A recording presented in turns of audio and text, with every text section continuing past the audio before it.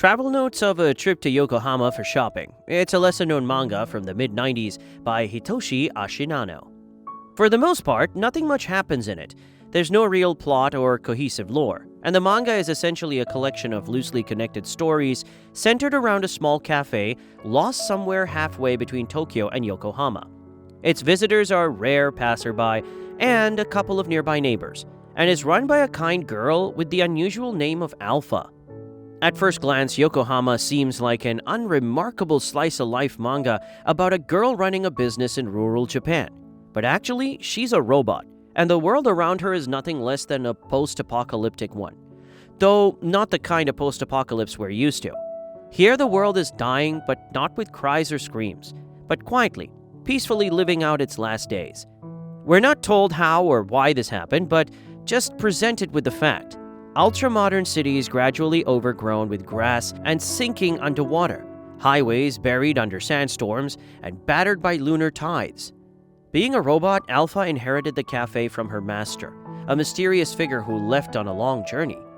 Beyond the fact that Alpha deeply misses him, we know nothing about him. After his departure, he sent her a single package. That's where the manga begins. One unremarkable summer day, a pink-haired girl named Kokone visits the cafe. She's the first robot Alpha meets.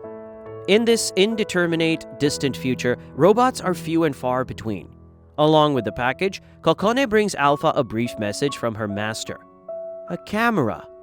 In its characteristics, it's closer to a film camera than a digital one, and this is a rather interesting detail. You see, when the manga was written, digital cameras were not new. But the author intentionally made the camera in travel notes resemble an old film camera with limited capacity. Why? The fact is, things in the world of Yokohama are not so much detailed lore elements as they are philosophical metaphors and analogies. This applies to everything, from the camera's mechanism to the massive rings around the moon. Even the water, which claims more and more land from humanity, is not a consequence of climate change, but rather a visual representation of the passage of time. One might think film is just outdated technology, impractical and expensive. But in it, every frame, even the clumsiest, holds value, because you have so few of them. They're different from digital photos, which you can retake and edit 100 times just to show off to others. Film is, I think, something more personal and sincere.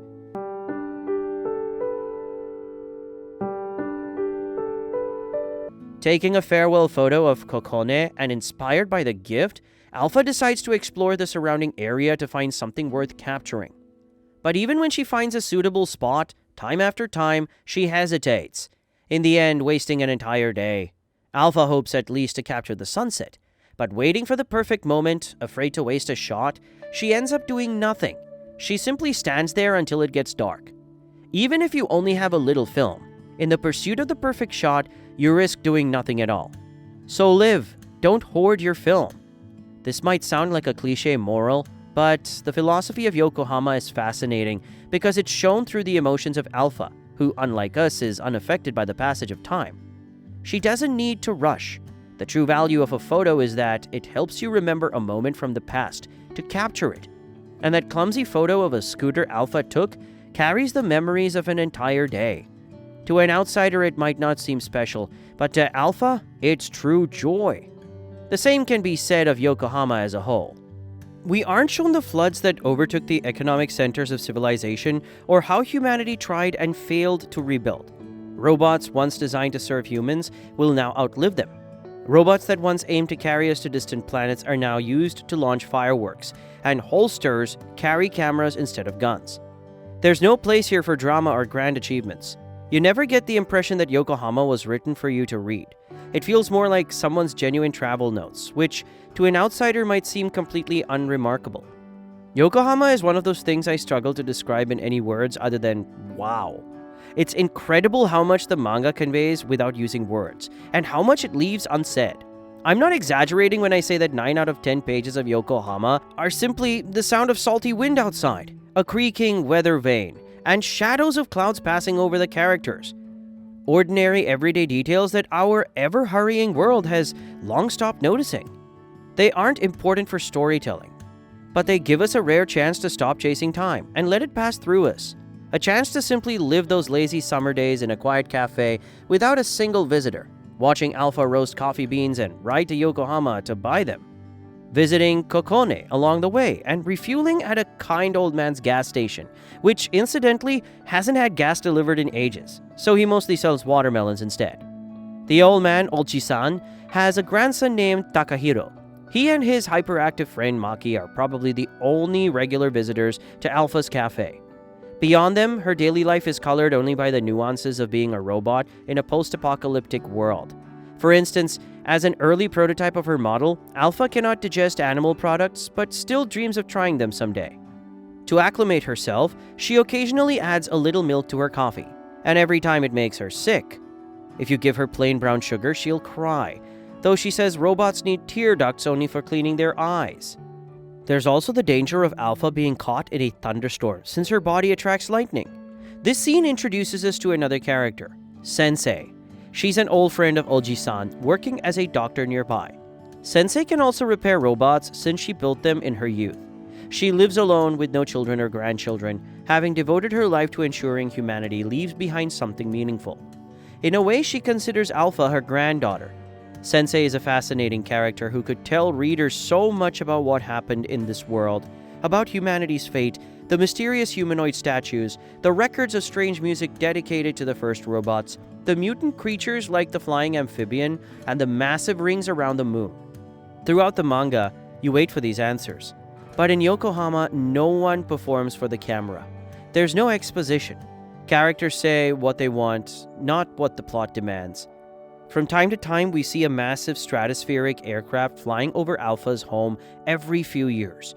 We're shown its small crew who have lost contact with the ground, and an elderly robot director also named Alpha. You keep hoping she'll descend from the plane someday, but she never does. The aircraft will continue to circle aimlessly in the sky until the very end. Throughout the manga, Alpha waits for her master to return, and you wait with her, imagining what kind of person he might be, why he left, and if he'll ever come back.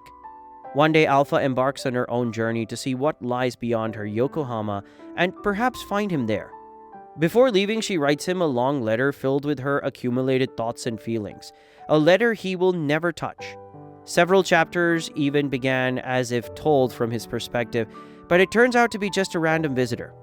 You wait, hoping that, defying expectations, Alpha might meet her master upon his return. But no, sometimes Alpha feels as though her master is watching her, even though much time has passed.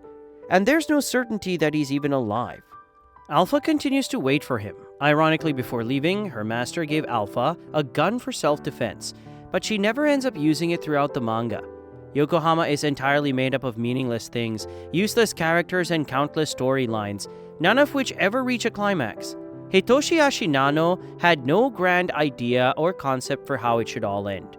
When creating the manga, he only ever asked himself one question: what would happen next? And so he continued the story for 13 years. One day it just ended, ignoring all the intriguing elements in this world. Yet, strangely enough, this is what makes the manga feel so genuinely real. Like memories that don't belong to you. Memories of a vending machine, a flight, or a summer downpour. Countless chapters and a great deal of time pass. Takahiro leaves for the big city to pursue an education, while Maki stays behind to help Alpha at the cafe.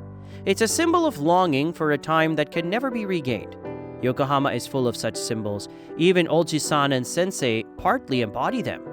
This is well conveyed in one small detail. In the manga, they are the only characters whose names are ever mentioned. Alpha calls the old man at the gas station Oji-san, which literally means uncle, and his friend Sensei, meaning teacher. By the end of the manga, this small detail leaves a strange impression when you realize they're no longer around. You feel sorrow, but then you realize suddenly you can't even recall their names. They've been left in the past. Even death here isn't a tragic conclusion to the story, it's just a part of it. So insignificant that it could be omitted entirely without changing anything. We aren't even shown the specific day when Oji-san and Sensei passed away. Seriously, I reread the last chapter they appear in, and you know what's strange? It's no different from 100 others. While reading it, you don't even realize it's the last time you'll see them. It's only later that you notice the empty gas station, the observation deck, where Sensei no longer comes. the grown-up Takahiro and Maki, and you understand perfectly without words what has happened. It feels so real, doesn't it? Everything happens so fast. Too fast. This is Mono no Aware.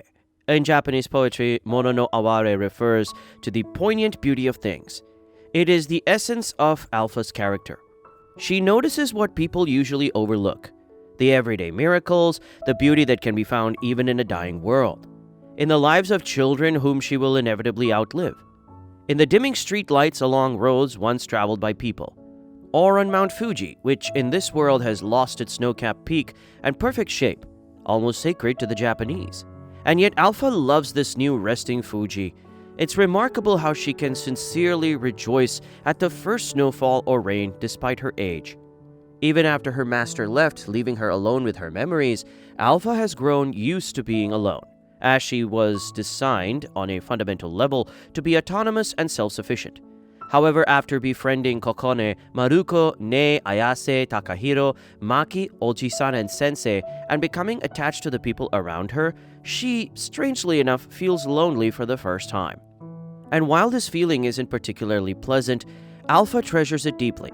She sees immense value even in this innate human flaw. For Alpha, 10 years and 1 day are the same.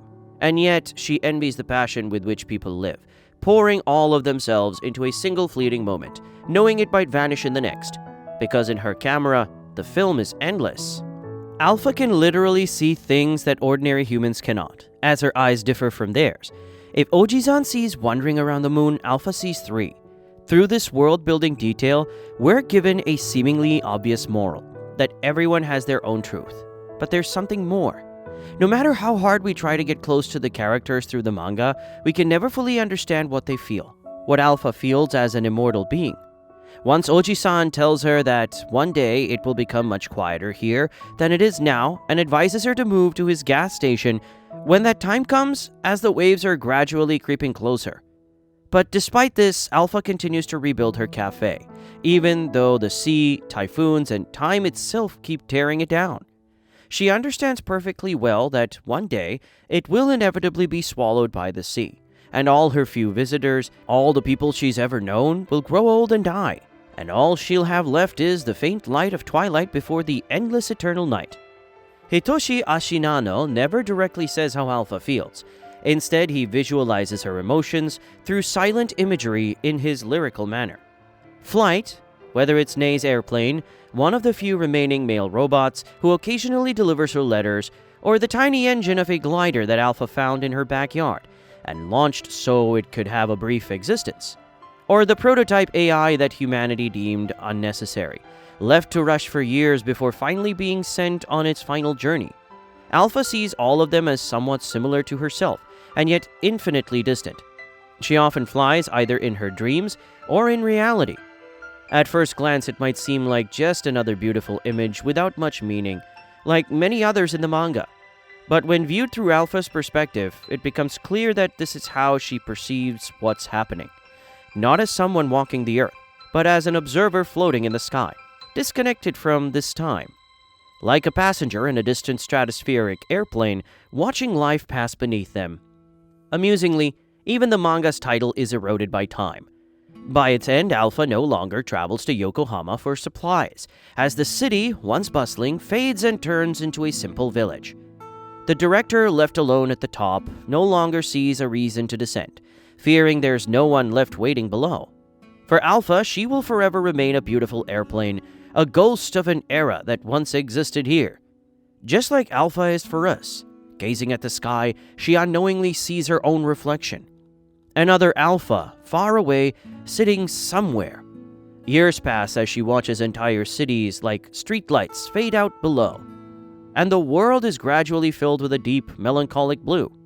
Mono no Aware, this sad, beautiful blue.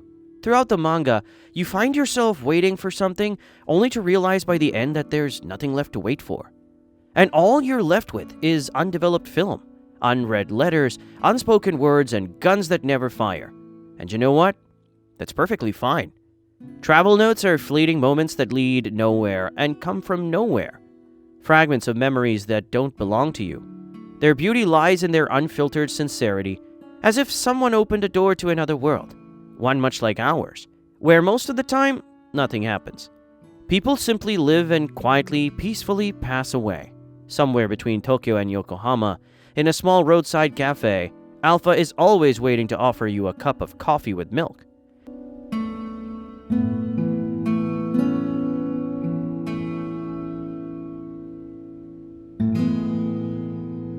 In this beautiful dying world, my home, Café Alpha, all I've seen, all I've known of everyone, I will never forget it.